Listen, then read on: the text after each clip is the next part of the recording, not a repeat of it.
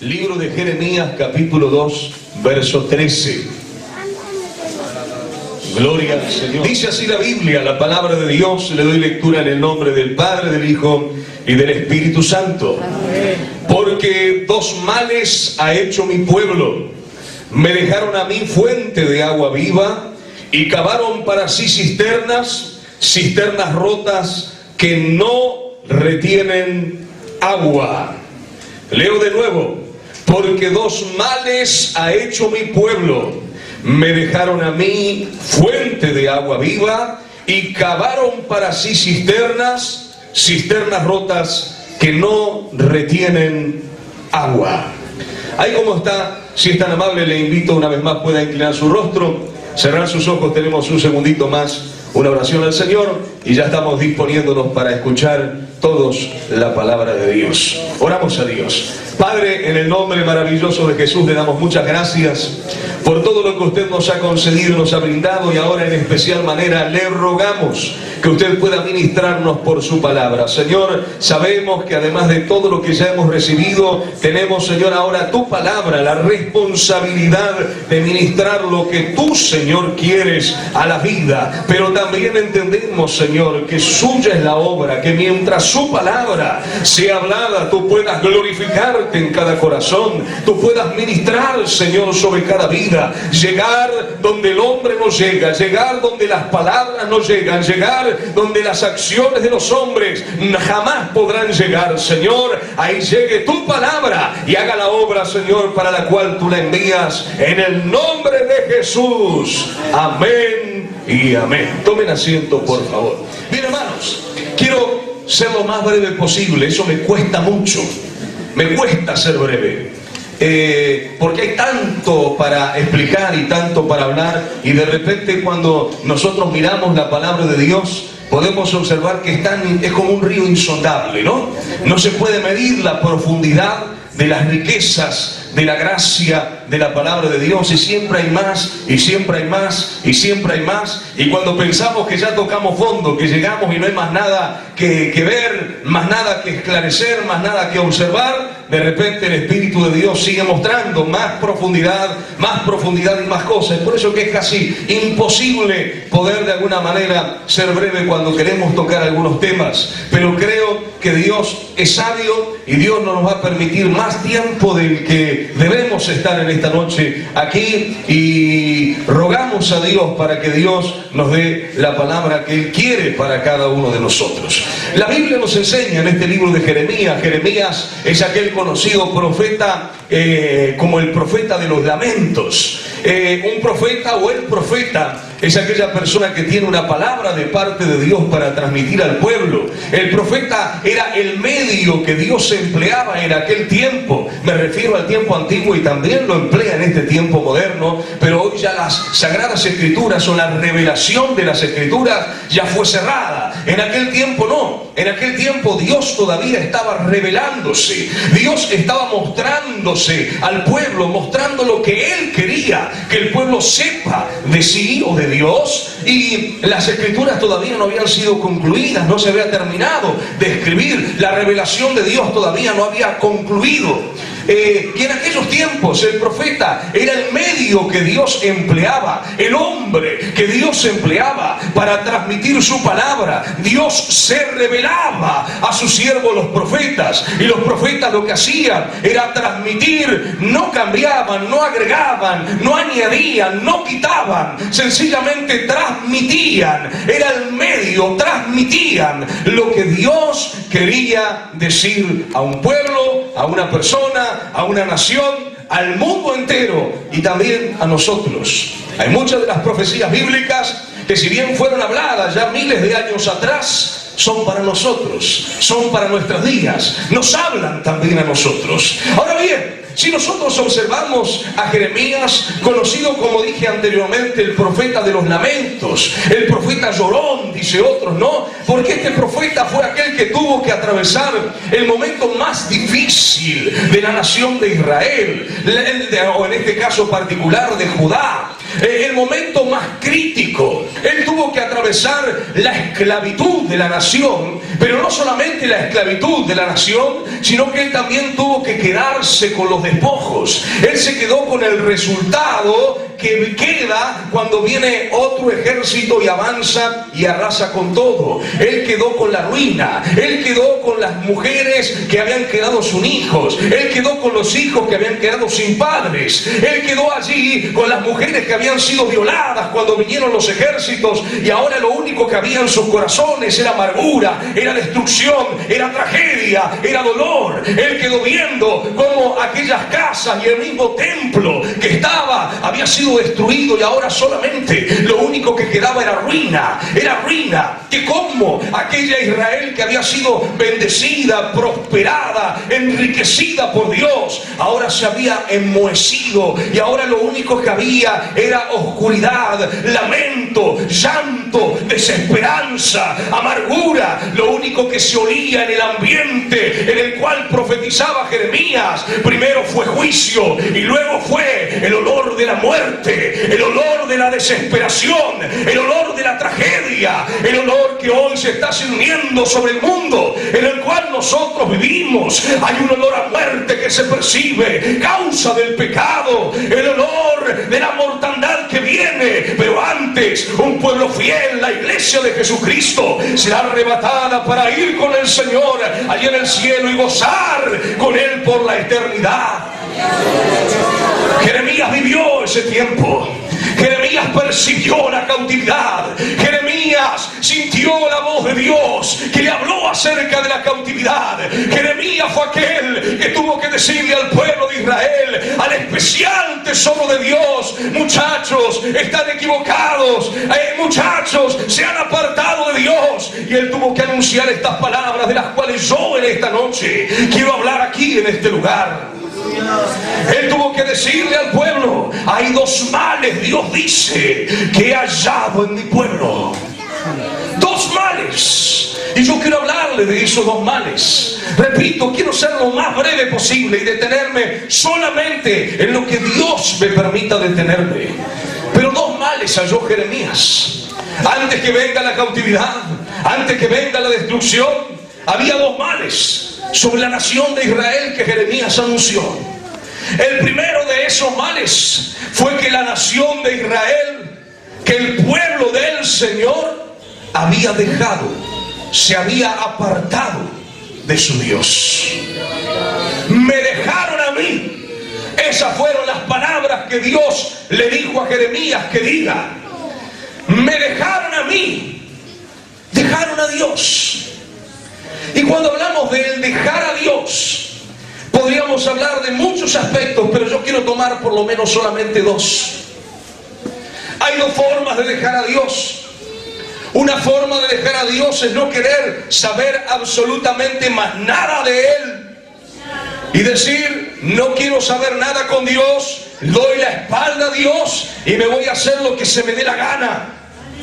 Me voy a hacer lo que se me dé la gana. No quiero saber nada con Dios, no quiero saber nada con su palabra, no quiero saber más nada con la iglesia, no quiero saber más nada con los creyentes, no quiero saber ni oír más nada de la ley, de la palabra de Dios, de la iglesia, de las personas que son de Dios.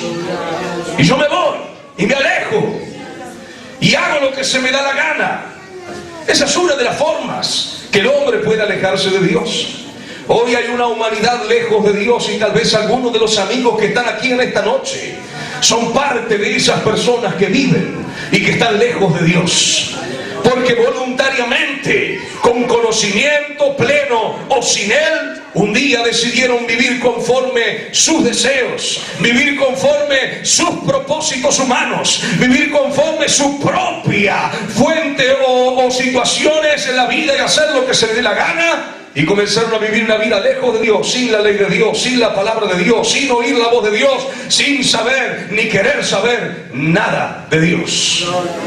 Pero si hubiese alguien en esta noche aquí, Dios te trajo y está haciéndote oír su palabra para que tu condición cambie, para que te vayas de aquí diferente, distinto, distinta, para que puedas tener un encuentro con Dios y puedas darte cuenta que Dios es la fuente de agua de vida.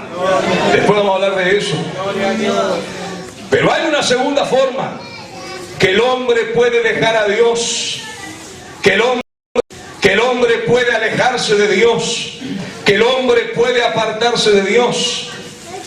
Y esa segunda forma es más complicada y más difícil de entender o de comprender, que solamente pueden entenderlo en profundidad aquellos que lo experimentan, que solamente podrán darse cuenta aquellos que lo viven, aquellos que pasan por esa situación.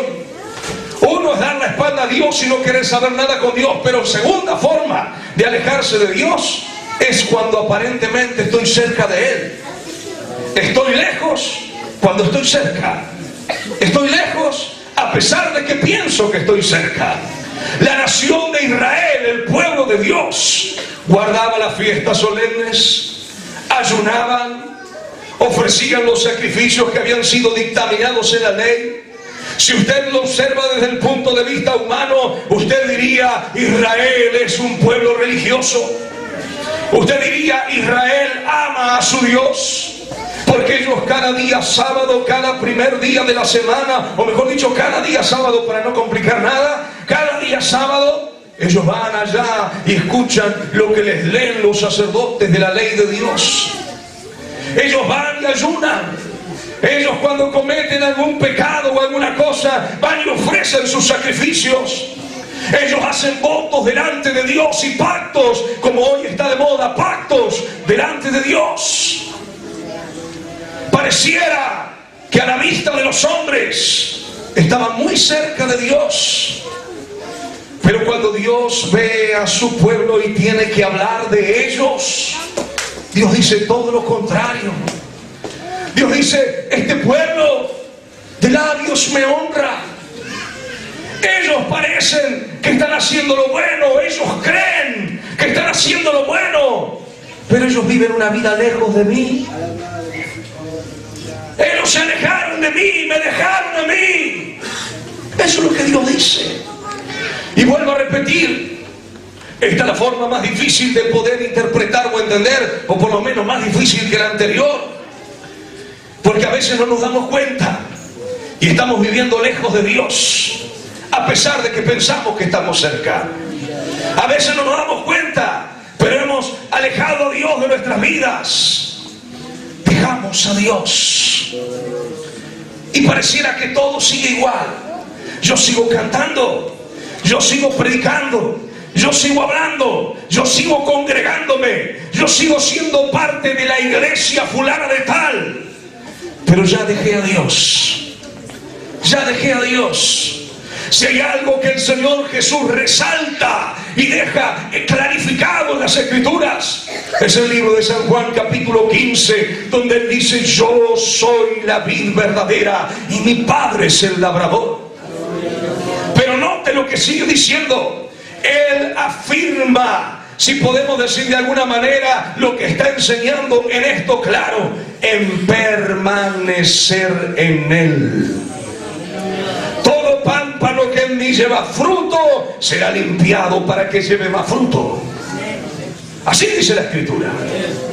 Ahora fíjese, ¿qué es lo que resalta Jesús? La permanencia en Él. La permanencia en Él. Permanecer unido a Él. El pámpano fuera de la vid no puede llevar fruto. Fuera de la vid se seca. Si es cortado de la vid, solamente le espera el fuego. Eso es lo que dice el libro de San Juan capítulo 15. Ahora fíjese, el poder entender si vivo o no lejos de Dios va a depender de algunas cositas, y yo quiero hablarle de algunas de ellas en esta noche. Va a depender en ver lo que sucedió con Israel y poder ver si esto que sucedió con Israel está sucediendo sí o no con nosotros. Porque hay veces que, repito, podemos pensar que estamos muy cerca de Dios, pero estamos lejos de Él. Le hemos dejado a Él. Si nosotros podríamos tener una imagen determinada aquí adelante, y de repente las personas podrían venir delante de esa imagen y le veneraran, dirían: estamos cerca de Dios porque le vemos, porque puedo estirar mi mano y puedo tocarle, Pero nosotros aquí no tenemos ninguna imagen porque entendemos y creemos que no hay templo creado por el hombre que pueda contener a Dios. Dios llena todo en todos. No hay imagen alguna de Dios que el hombre pueda hacer diciendo: este es Dios. Porque la Biblia prohíbe las imágenes. La Biblia dice: no te harás imagen ni semejanza de lo que está en el cielo, de lo que está en la tierra, debajo de la tierra. No te inclinarás a ella ni la adorarás. Eso dice la Escritura. Sin embargo, hay personas que no entienden y adoran imágenes y adoran determinadas cosas, determinados materiales, por más que sean lindos, muy lindos o no. Dios no es eso. Dios es más que eso. Dios no está solamente en ese lugar donde yo puedo ir a buscarle. Dios está aquí con nosotros. Y aunque yo no lo vea, Él está aquí. Y si yo quiero en esta noche, Él mora dentro de mi vida. Y yo puedo sentir dentro mío de que yo estoy en Él y Él está conmigo. De que yo siento su presencia y Él me muestra: yo soy tu Padre, tú eres mi Hijo. Si usted observa lo que dice la Escritura en este capítulo 2 del libro de Jeremías, usted observará por lo menos 3 de las cosas que yo quiero hablarles. Primero, si usted observa lo que dice la Biblia, dice que los sacerdotes, el versículo 8, los sacerdotes no dijeron, ¿dónde está Jehová? Si usted observa, ¿quiénes eran los sacerdotes? Los sacerdotes eran los que debían ministrar en los servicios a Dios. Los sacerdotes eran los que ministraban en el templo. Los sacerdotes eran los que ofrecían los sacrificios. Los sacerdotes eran los que entraban primero cuando estaba el tabernáculo y luego cuando estuvo el templo, dentro del lugar santo y dentro del lugar santísimo. Y hacían los diferentes sacrificios o oficios de ahí del lugar, porque los sacrificios se hacían afuera. En el lugar santísimo una vez al año, en el lugar santo entraban periódicamente, todos los días. Ahora, los sacerdotes tenían una responsabilidad. Y la primera responsabilidad que tenían los sacerdotes era tener comunión con Dios. ¿Me escuchan? La primera era tener comunión con Dios. Si el sacerdote no tenía comunión con Dios, no podría servir como medio para llevar a otros delante del Señor. El sacerdote era el que ministraba. El sacerdote era el que ofrecía sacrificios. El sacerdote era el que cumplía una función muy, pero muy importante en el pueblo de Israel. Y si el sacerdote no tenía comunión con Dios, no podía ser efectivo, con efectividad, el servicio al Señor. Ahora bien, ¿quién es el sacerdote en este tiempo? Y bueno, sobre los primeros que recaen de alguna manera el sacerdocio, sobre aquellos que ministramos la palabra de Dios. Y tenemos la responsabilidad también de ministrarles y de guiarles a Dios. Pero si lo miramos desde el aspecto más amplio todavía, la Biblia dice que todos nosotros, cada uno de aquellos que recibieron a Cristo, que tienen ahora una nueva vida en el Señor, cada uno de nosotros somos sacerdotes para nuestro Dios. Cada uno. Ahora, ¿qué es lo que hicieron o no hicieron los sacerdotes? La Biblia dice, no dijeron: ¿dónde está Jehová? Es decir, dejaron de buscarle. Dejaron de buscarle. Y una de las primeras cosas por las cuales dejamos a Dios es cuando dejamos de buscarle. Cuando dejamos de buscarle.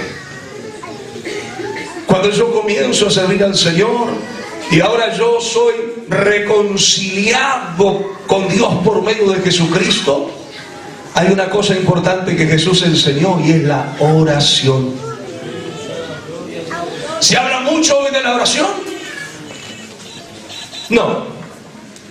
Usted escuchará hablar mucho de la oración en el sistema nuevo de prosperidad y de unciones de este tiempo. No. Se habla de bendición, se habla de unción, se habla de poder, se habla de enriquecimiento, se habla de bendiciones multitudinarias y abundantes, pero jamás le van a llevar a Dios en oración. La Biblia dice que debemos buscar a Dios mientras Él pueda ser hallado. Quiere decir que para hallar a Dios hay que buscarle. Y usted dirá, bueno, pero que Dios está perdido por ahí, o yo estoy extraviado. No, no, es que yo debo buscar a Dios. ¿Y cómo lo busco? Repito, oración. Yo pregunto por preguntar nada más. ¿Oró en este día? No me responda. ¿Sacó tiempo para orar? Hoy participamos de la cena del Señor. ¿Sacó tiempo para orar? Ah, no, pero yo ayer oré más de lo normal. No importa, hoy sacó tiempo para orar. Los que vienen a ministrar, ¿oraron hoy? Los que cantaron, ¿oraron hoy? Se presentaron delante de Dios, buscaron a Dios para luego venir y ofrecer delante de Él algo. Los sacerdotes no dijeron, ¿dónde está Jehová? No buscaron a Dios, pero igual siguieron ofreciendo sus servicios. Dejaron de buscar a Dios, no le importó dónde estaba Dios, pero ellos igual seguían haciendo los sacrificios. Venían las personas y ellos le aconsejaban, venían las personas y ellos hacían los sacrificios de los animales. Ellos entraban dentro del lugar santo, ordenaban la mesa de los panes de la proposición, cambiaban una vez a la semana los panes. Ellos seguían llevando el incienso ahí dentro, las brasas del altar, cambiaban ahí, limpiaban la lámpara, el pábilo para que le sacaban para que no se apague. Bueno, ellos seguían haciendo todo el servicio, pero se habían olvidado de buscar a Dios. Habían dejado de lado la principal fuente, Dios. ¿Dónde terminará la iglesia supuestamente de Jesucristo? Si deja a Cristo, si deja a Dios. Hay técnicas, hay capacitaciones, hay métodos, hay maneras, hay formas humanas por doquier en este tiempo para hacer cosas. Pero si dejamos a Dios, terminaremos cavando para nosotros mismos cisternas que no retengan el agua. Si nos da tiempo, después hablamos de eso. No buscaron a Dios. No se preocuparon por dónde estaba Dios. Los sacerdotes. Ahora, ¿saben qué ocurrió? Hubieron otras personas que también no hicieron lo que debían hacer.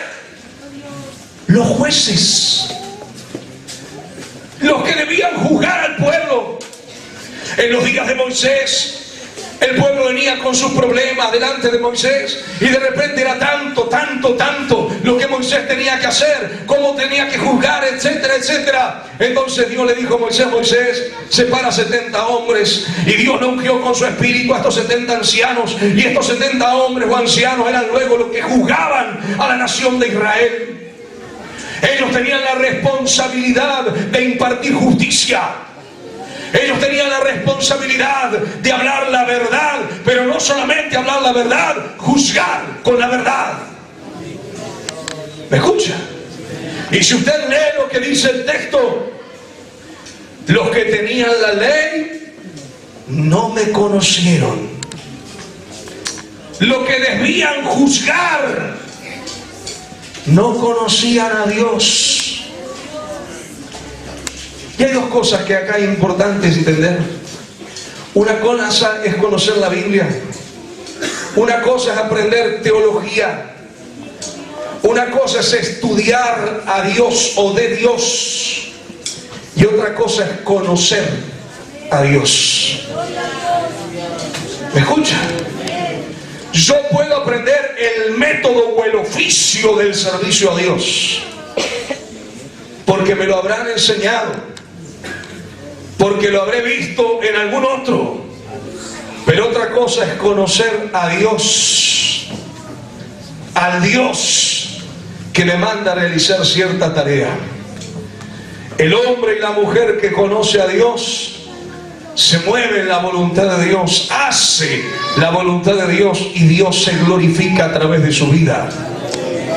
El que no conoce a Dios tiene su esfuerzo humano, su capacidad humana y termina todo ahí, en lo humano, en lo terreno. Hay esfuerzo, esfuerzo, esfuerzo y más esfuerzo y termina todo ahí, nada más que eso. No deja nada. No conocieron a Dios. Ahora yo pregunto, ¿podrá gente que no conoció a Dios juzgar al pueblo de Dios con la ley de Dios? Y usted dirá sí, y yo también le digo sí, porque la Biblia dice que ellos igual seguían haciéndolo.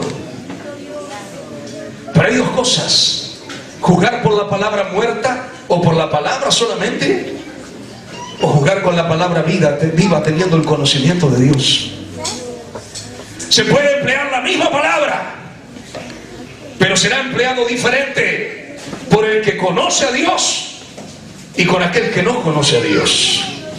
El que no conoce a Dios, si implanta justicia, lo hará bajo la severidad de la carne y de la humanidad del hombre. Pero aquel que conoce a Dios sabrá que detrás de la ley de Dios, que detrás de la palabra de Dios, que detrás del consejo de Dios, que detrás de la enseñanza del Señor, lo que Dios quiere para nosotros es algo bueno y no malo.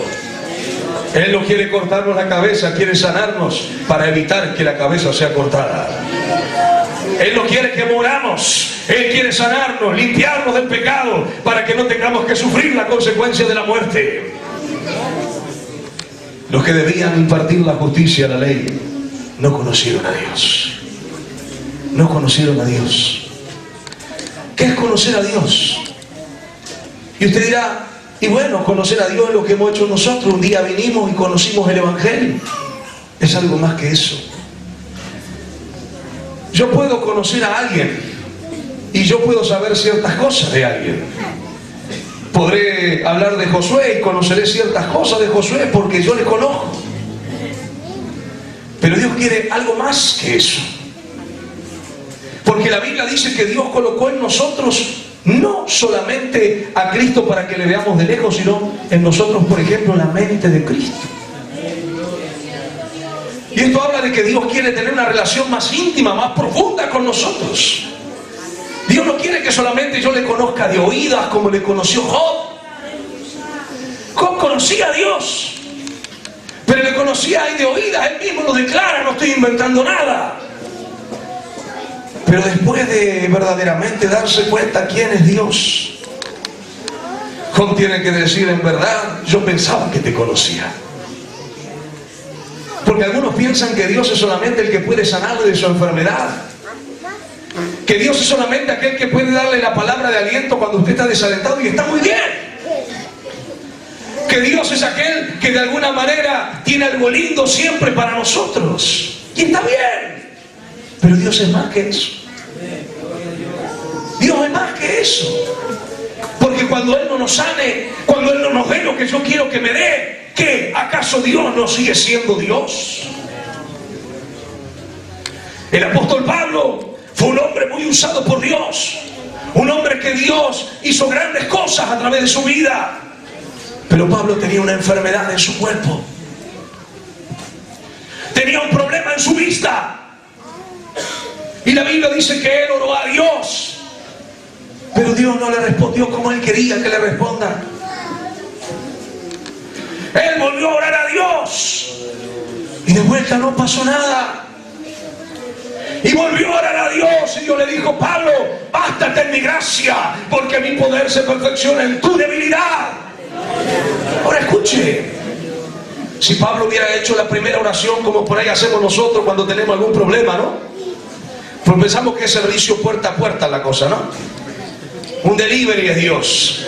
Yo le llamo por teléfono y Él me manda lo que yo estoy necesitando. Algunos piensan así. O si no, mandan los hermanos que oran. Hermanos, acá le mandan un mensajito, oren por tal cosa, y lo mandan ahí, lo envían, ¿no? Vía mail o como sea. No, querido. ¿Queremos conocer a Dios? Debemos meternos con Él. Si Pablo se hubiera quedado con la primera oración, Pablo hubiera dicho: Señor, yo tanto que te sirvo, tantos que fueron sanados, tanto que fue derramado tu espíritu, esto, aquello otro, y tú no me sanas. Y el diablo hubiera aprovechado esa situación para meterle ese aguijón peor a Pablo. Pero Pablo buscó la respuesta de Dios, y para eso tuvo que meterse con Dios. Tuvo que comenzar a conocer a Dios, y él descubrió que Dios no le sanaba, porque Dios detrás de eso tenía un propósito con él. Que no es que Dios no tenía poder para sanar, era que Dios tenía un propósito con Pablo, y dejó eso para que Pablo se dé cuenta de que Dios siempre tiene el control, de que la gloria no era de Pablo en las revelaciones como Dios le usaba, sino que Dios estaba sobre él. Y cuando Dios usaba mucho a Pablo y de repente Pablo se sentía bien de eso, comenzaba la molestia en su vista. Y Pablo decía: gracias, Señor, perdóname, la gloria es tuya, yo te conozco, Señor, yo sé lo que tú estás haciendo, alabo tu nombre. Conocí a Dios. Pero esta gente quería juzgar, y de hecho juzgaba al pueblo del Señor sin conocer a Dios. Sin conocer a Dios. No le conocieron. Y si no conocieron a Dios, no conocieron su palabra, porque su palabra nos revela a Dios. ¿Me escucha? Y en verdad, en estos tiempos estamos viviendo tiempos tan conflictivos, donde personas hablan la palabra de Dios, pero no conocieron al Dios de esa palabra que hablan. Y no digo que está mal que prediquen, no digo que está mal que hablen. Digo que primero hay que buscar a Dios, como dijimos anteriormente, y hay que conocer a Dios. Hay que tener una experiencia con Dios. Dios es real. Dios no es la religión de papá, de mamá, la religión que yo aprendí de chiquito. Dios no es la religión que me pueden haber enseñado en una escuela bíblica, en una escuela dominical. Dios es real. Dios es poderoso. Aleluya. Dios tiene todo poder, y Él quiere glorificarse en mi vida. Los sacerdotes no buscaron a Dios. Los que debían impartir la justicia, los jueces, no conocieron a Dios. Pero como si fuera esto poco, la Biblia dice aún más. Ve a los profetas y dice: y los profetas. ¿Qué profetas? Los profetas que estaban en medio del pueblo del Señor, del medio de Israel. Los profetas, en vez de profetizar la palabra de Dios, estaban profetizando ¿en nombre de quién? De Baal. ¿Quién era Baal? ¿Quién era Baal? ¿El Dios de qué? De la prosperidad. En vez de profetizar y anunciar la palabra de Dios, estaban profetizando el nombre de Baal. Prosperidad. Prosperidad. Y si usted sigue leyendo, la Biblia sigue diciendo: y anduvieron tras lo que no aprovecha. Siguieron un camino torcido, siguieron una senda torcida.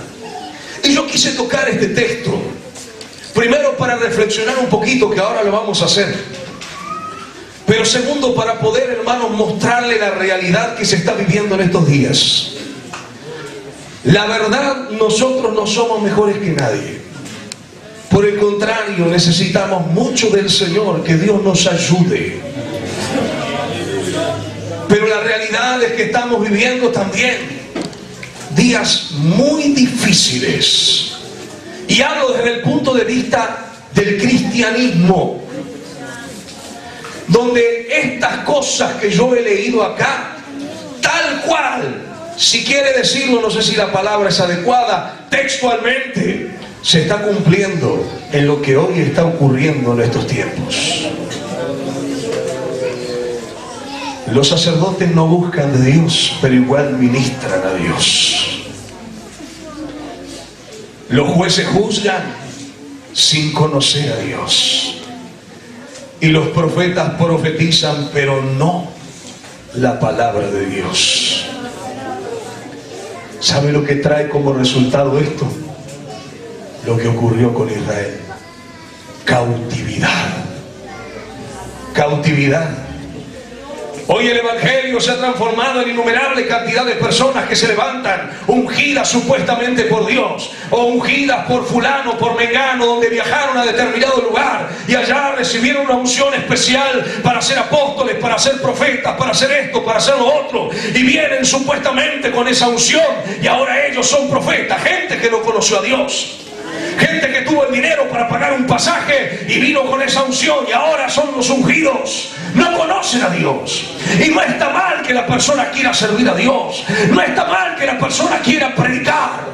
No está mal que todos quieramos hablar la palabra de Dios. Está muy bien hacerlo. El problema está si yo lo hago sin la dirección de Dios, sin buscar a Dios, sin conocer a Dios, sin hablar lo que Dios quiere que yo hable. Voy a traer confusión,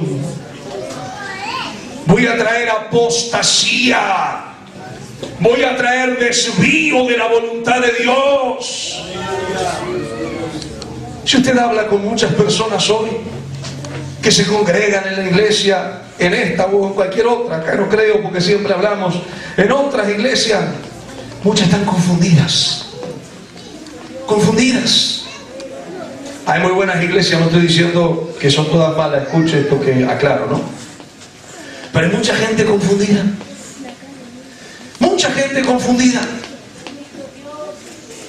¿Será de Dios o no es de Dios? ¿Lo que me habían enseñado es lo bueno o esto que me están enseñando ahora es lo correcto? ¿Cómo debo hacer? ¿Así o de esta otra manera? Confundida. Confundida, como ocurrió en los días de Elías. Claudicaban entre dos pensamientos: ¿Jehová es Dios o la prosperidad de Jehová es Dios? El pueblo claudicaba entre dos pensamientos, no sabía hacia dónde ir, estaba confundido. Pero en esta noche queremos compartir la palabra de Dios para que usted pueda entender y comprender que Dios no es Dios de confusión, que Dios es Dios de paz, de amor, de dominio propio, que Dios no te deja confundido, que Dios es claro cuando habla, que Dios a lo negro dice negro, a lo blanco dice blanco, y si hay algo que todavía no está claro, Dios siempre lo tiene claro. Yo tal vez no lo entienda, pero la realidad es que tenemos que tener cuidado en este tiempo. Sacerdotes que no buscaron a Dios, profetas que no anunciaron la palabra de Dios, por el contrario, en el nombre de Baal profetizaban, jueces que juzgaban sin conocer a Dios. ¿Trajo destrucción? Sí que vino destrucción. Yo le hablé en el comienzo de lo que sufrió Jeremías, producto de la desobediencia, de la idolatría, del pecado. Ahora reflexionamos, ¿qué era mejor esto que Dios? Y fíjese el ejemplo que Dios le da. Dios le dice: yo soy una fuente de agua viva. Escuchen, para que entiendan, para que reaccionen. Dios le dice: yo soy una fuente de agua viva. ¿Sabe qué es una fuente? Que fluye agua continuamente. Por eso viva, que corre, que corre, que corre, que corre, que no se detiene nunca, no está estancada, va corriendo. Por eso viva, va corriendo. Así es Dios. una fuente de agua viva, que corre, que fluye, que se renueva cada día, que trae y hace nueva todas las cosas, que nos bendice y nos sigue bendiciendo, que obra y sigue obrando, que actúa y sigue actuando. Y cambiaron la fuente de agua viva, y en su lugar agarraron y hicieron pozos. Comenzaron a trabajar, hicieron zanjas, pozos, y esperaron que llueva. Y una vez que llovió, ellos esperaban que el agua se quede en esos pozos, en esas cisternas que ellos habían hecho, para luego tomar agua de ahí y beberla. Pero ¿sabe qué ocurrió? Después que llovió y el agua llenó las cisternas, el agua se fue perdiendo, porque esas cisternas estaban rotas. Estaban rotas. El agua se perdió y ellos se quedaron sin beber nada. Sin beber nada. Muchas veces el diablo viene con ofrecimientos. Viene con ofrecimientos. Con ofrecimientos oscuros, turbios. Para que te apartes de Dios, para que te alejes de Dios, para que dejes la palabra de Dios. No te quitas de la iglesia, no, seguí congregándote, pero enredate en esto. Y nosotros decimos, y bueno, está bueno, ¿no? Hay bastante ganancia, hay bastante beneficio. Y cavamos y hacemos una cisterna, hacemos pacto con Asiria, como hizo el pueblo con Egipto. Agarramos y hacemos la cisterna. Y al fin y al cabo perdemos la bendición de Dios. Y luego después venimos llorando a la iglesia. Me estafaron, me engañaron. Me metí en un negocio a media con esto, con lo otro. Y me hicieron acá, y me hicieron allá, y me hicieron lo otro. ¿Quién te mandó? Te apartaste de Dios. Hiciste lo que no debía hacer. Y esa es la consecuencia del pecado. Volviendo al texto, y ya quiero terminar. ¿Qué tendrá que ver esto con nosotros? Y yo creo que mucho. Por un lado, lo deliberado y visible que ya dijimos, que hoy vemos, de gente que no conoce a Dios, que no busca a Dios, y que hace las cosas conforme le parece, y que anuncia lo único que sale de su boca es el nombre de la prosperidad, el nombre de Baal. Venía ese pacto, poné y Dios te va a bendecir. ¿Dónde salió? ¿Dónde dice la Biblia? Se toman de algunos textos del Antiguo Testamento, pero quiero aclarar esto que ya lo hemos hablado muchas veces y muchos de ustedes lo conocen. El Antiguo Testamento estaba fundamentado sobre promesas terrenas, y la bendición de Dios en el Antiguo Testamento se veía y se reflejaba a través de prosperidad material. ¿Me escuchan? Pero en el nuevo pacto, en Cristo, la cosa cambió.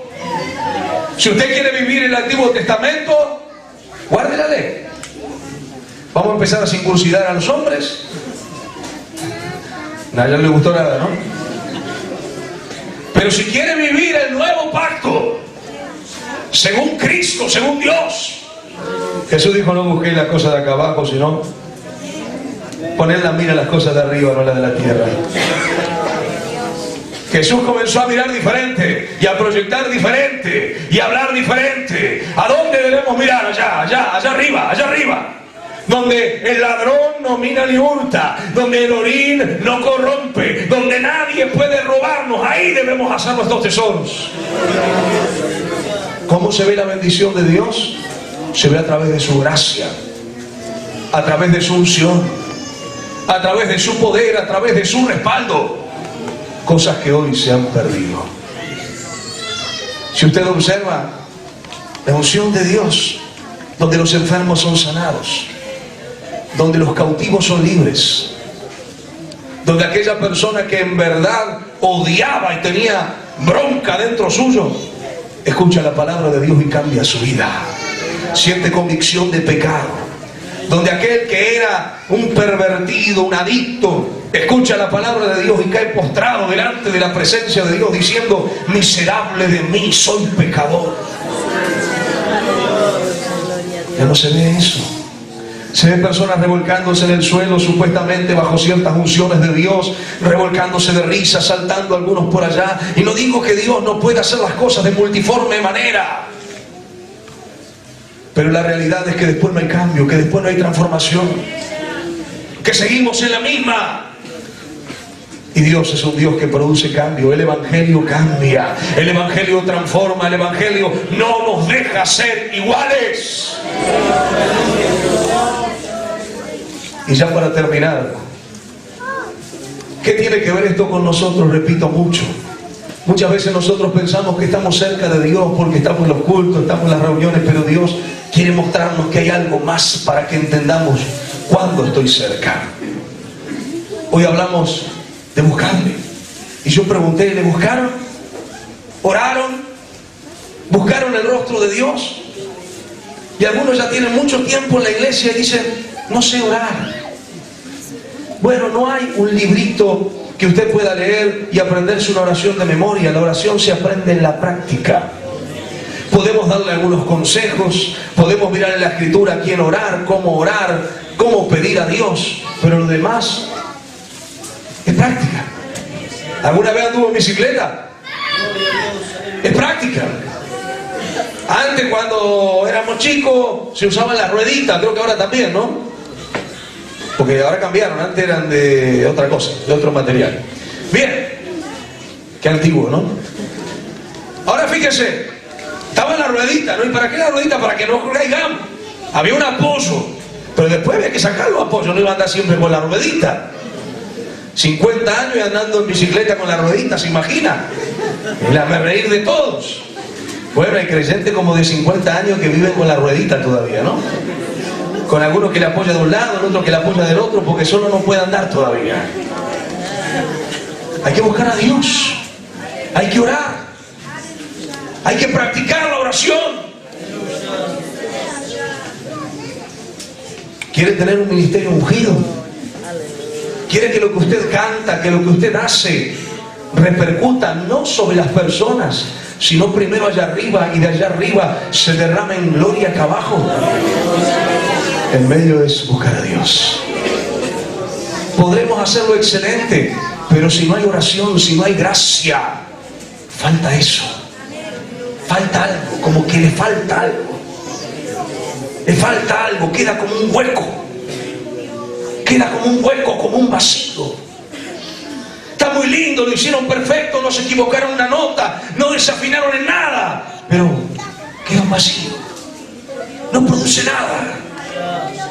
Cantaron lindo y nada más que eso. Tocaron lindo y nada más que eso. Falta algo más. Se consigue en la oración. No hay otro medio.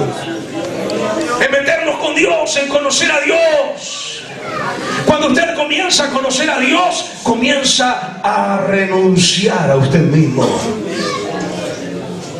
Juan el Bautista es el claro ejemplo, y Juan el Bautista dice, es necesario que yo mengüe para que Él crezca. Conocía a Cristo, y Él cada vez era menos, y Cristo se iba glorificando. Ahora después Cristo habló de Juan el Bautista y dijo, no hubo hombre nacido de mujer como este.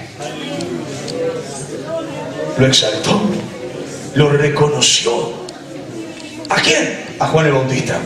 Escuchen, una persona que conoce a Dios, que tiene un encuentro con Dios, que busca a Dios, no anda buscando los aplausos de la gente.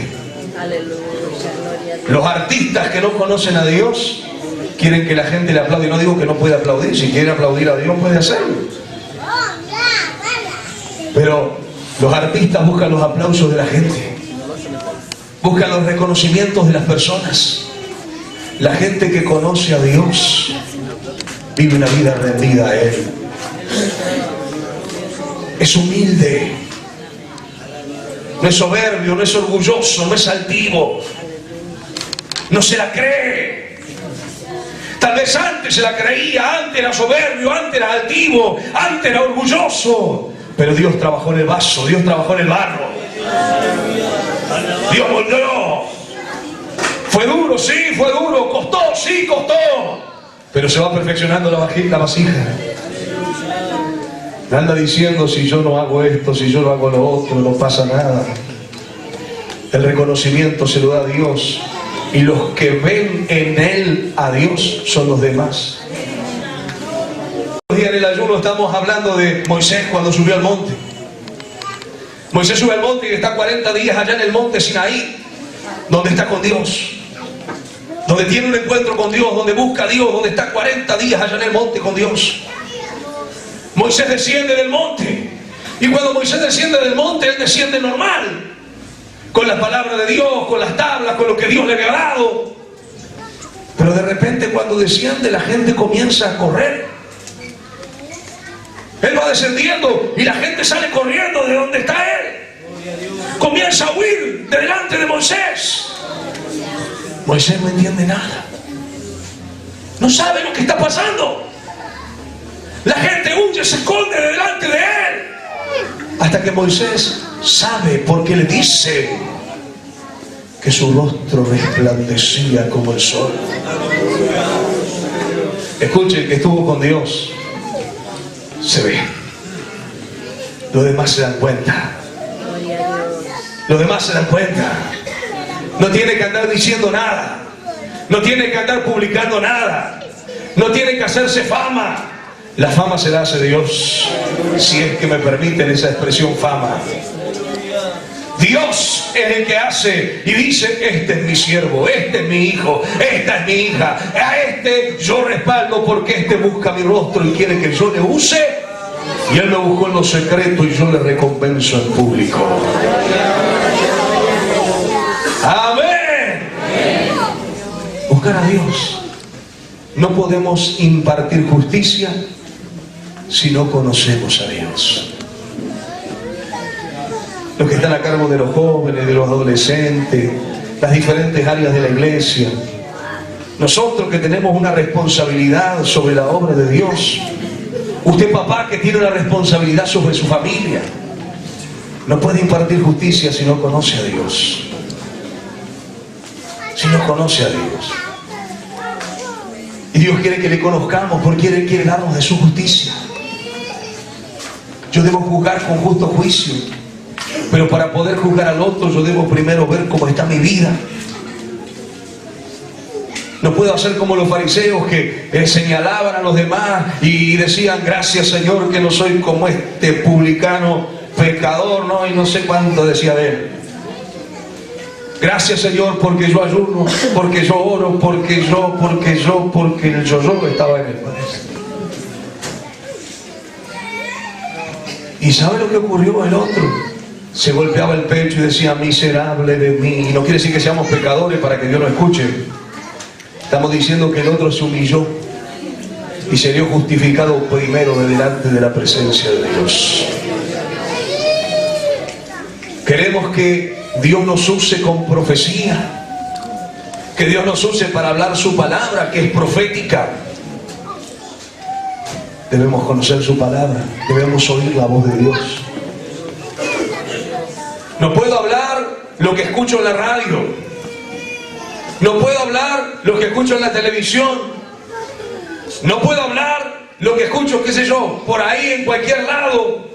Porque algunos agarran cualquier cosa y después lo traen a los púlpitos y predican cualquier cosa porque ni siquiera entendieron lo que alguien habló, le gustó, simpatizó con eso y lo habla.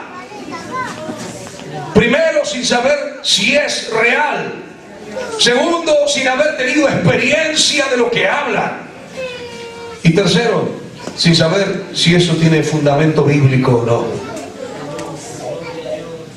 Porque lo escucharon.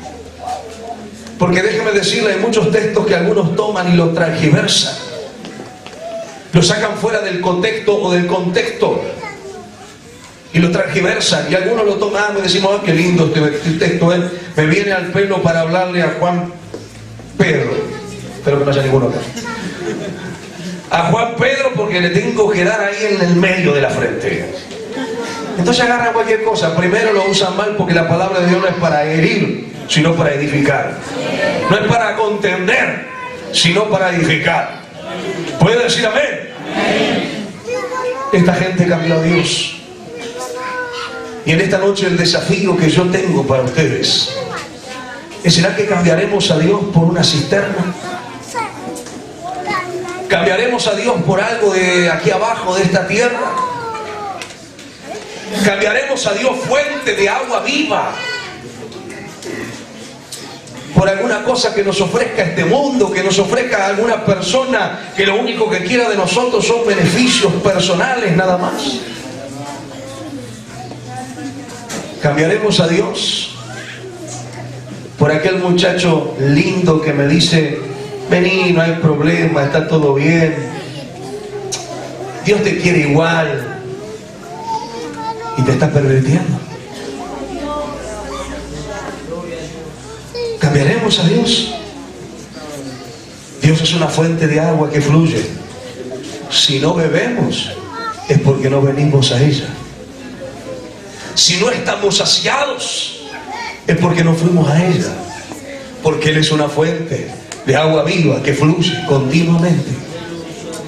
Es verdad, hay muchos hambrientos. Es verdad, hay muchos sedientos. Es verdad, hay muchos que están en esa condición porque están lejos.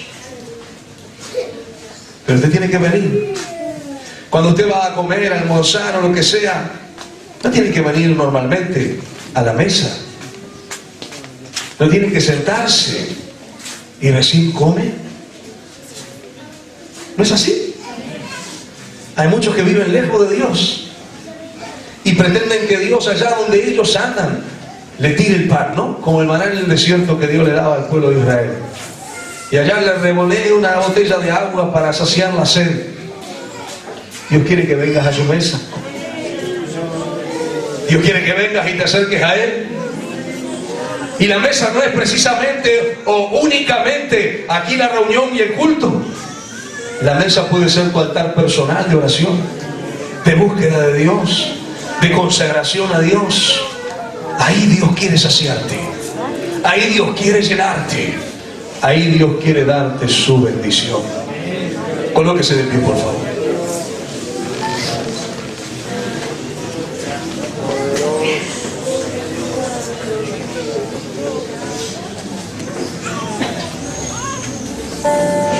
Vamos a orar al Señor.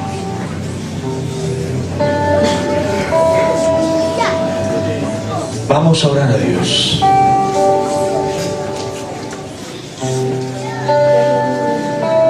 Aleluya.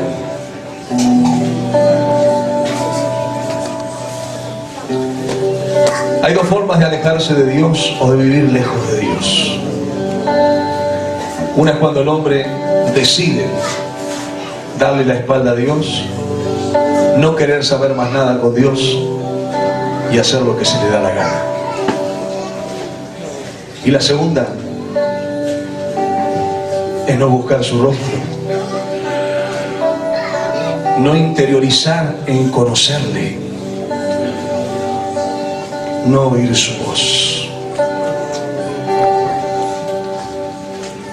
En una, seguramente que solamente entran aquellos que viven lejos de Dios y que no son cristianos, que no permanecen o se congregan. Pero en la otra, podríamos entrar cualquiera de nosotros que estamos aquí en esta noche. No importa qué lugar yo ocupe, no importa quién yo sea. Yo no estoy más cerca de Dios porque tengo un título. Estar cerca de Dios es el resultado de lo que yo hago para buscarle. Y volvemos al comienzo. Hay búsqueda de Dios. Estamos consagrándonos a Dios. Estamos orando. Estamos buscando el rostro del Señor. Estamos intentando oír su voz para ver qué es lo que Dios quiere para mí, para mi familia, para mi hogar, para mi vida, para mi matrimonio, para lo que yo tenga que hacer en un futuro. Porque parece que la voz de Dios está tan lejos, que Dios no habla, ¿no? Y parece que el Dios, el cual proclamó estas palabras, ahora es un Dios mudo que ya no habla más. Dios sigue hablando. El problema es que el hombre tiene sus oídos cerrados a la voz de Dios. ¿Cómo se afinan mis oídos cuando yo comienzo a buscarle? Cuando yo comienzo a tener relación con Él, cuando yo estoy más cerca de Él, podré descubrir en verdad quién es Dios para mi vida. Vamos a orar, no me extiendo más, se hizo bastante tarde. Vamos a orar al Señor, vamos a orar a Dios. Ahí donde está, si es tan amable, incline su rostro, cierre sus ojos, vamos a orar. Bien, vamos a hacer un llamado nada más rápido y ya estamos orando. Quiero pedir con sinceridad delante de Dios que aquellas personas que entienden que están viviendo una vida lejos de Dios, en esta noche puedan reconocerse delante de Él y puedan, si así lo desean, pasar aquí adelante. Yo quiero orar por ustedes, Señor. Queremos rogar con los siervos de Dios por su vida.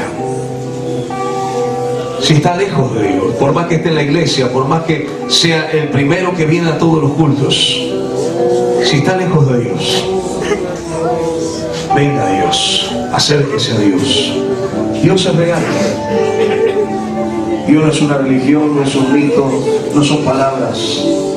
Dios es real. Y Él quiere revelarse en nuestras vidas. Queremos vivir una vida mediocre, apática, indiferente, con sed, con hambre.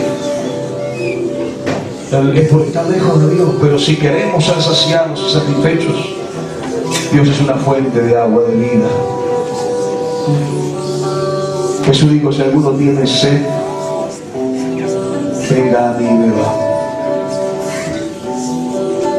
Porque el que cree en mí, dice la Escritura también, correrá de su interior ríos de agua viva. Aleluya. Oramos al Señor. Los siervos de Dios puedan estar orando por los hermanos que han pasado.